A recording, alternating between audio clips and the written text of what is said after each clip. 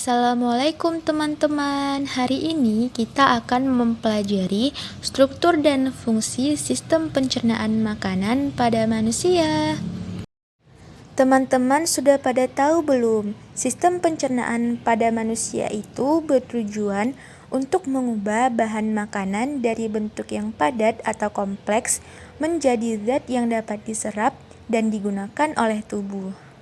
Yang disebut sistem pencernaan merupakan proses perjalanan makanan dari mulut sampai ke anus.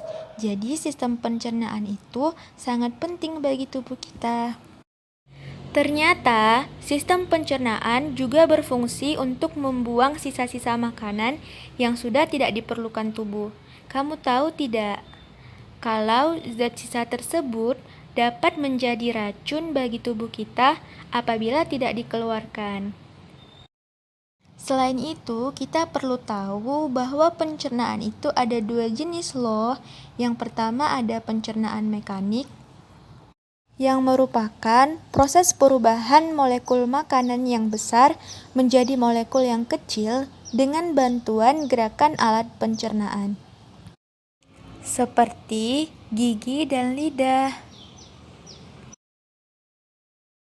Sedangkan proses pencernaan kimiawi merupakan perubahan molekul organik makanan dari yang berbentuk kompleks menjadi molekul sederhana dengan bantuan enzim.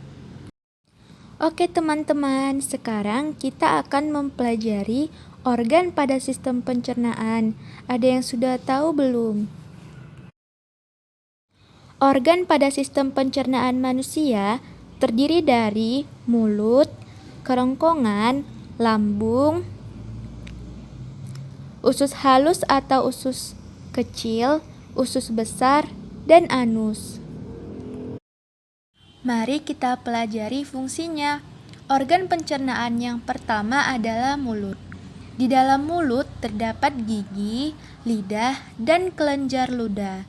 Fungsi utama dari mulut adalah untuk menghancurkan makanan agar ukurannya menjadi lebih kecil yang dibantu oleh gigi, serta lidah yang mengatur letak makanan dan sebagai alat pengecap makanan.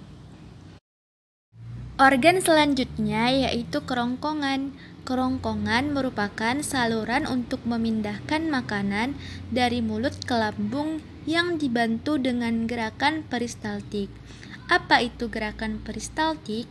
Gerakan peristaltik merupakan gerakan meremas-remas untuk mendorong makanan ke lambung. Organ selanjutnya adalah lambung. Teman-teman tahu tidak, di lambung terjadi dua jenis pencernaan, yaitu pencernaan mekanik dengan bantuan gerakan peristaltik dan pencernaan kimiawi dengan bantuan enzim. Selain itu, lambung juga menghasilkan getah lambung, ada HCl atau asam klorida yang membunuh kuman makanan dan mengaktifkan pepsinogen menjadi pepsin, ada pepsin untuk memecah protein menjadi pepton, dan renin untuk menggumpalkan kasein susu. Organ selanjutnya adalah usus kecil atau usus halus. Usus halus ini dibagi menjadi 3 bagian loh, diantaranya adalah bagian pertama adalah usus 12 jari atau duodenum yang merupakan muara saluran empedu dan pankreas. Saluran pankreas menghasilkan getah pankreas, yaitu tripsin untuk memecah protein menjadi peptida, lipase untuk menguraikan lemak, dan amilase mengubah amilum menjadi glukosa. Bagian yang kedua yaitu usus kosong atau jejunum yang merupakan bagian tengah usus halus yang berfungsi untuk penguraian nutrisi dan penghisapan nutrisi lipofilik dan air. Sedangkan bagian yang ketiga adalah usus ileum yang ditemukan villi berbentuk seperti benjolan untuk menghisap nutrisi seperti gula, asam amino, lemak, dan vitamin. Organ selanjutnya adalah usus besar. Pada usus besar terjadi penyerapan air dan pembusukan sisa-sisa makanan oleh bakteri yang bernama Escherichia coli. Proses ini akan menghasilkan vitamin yang dapat membantu pembekuan darah.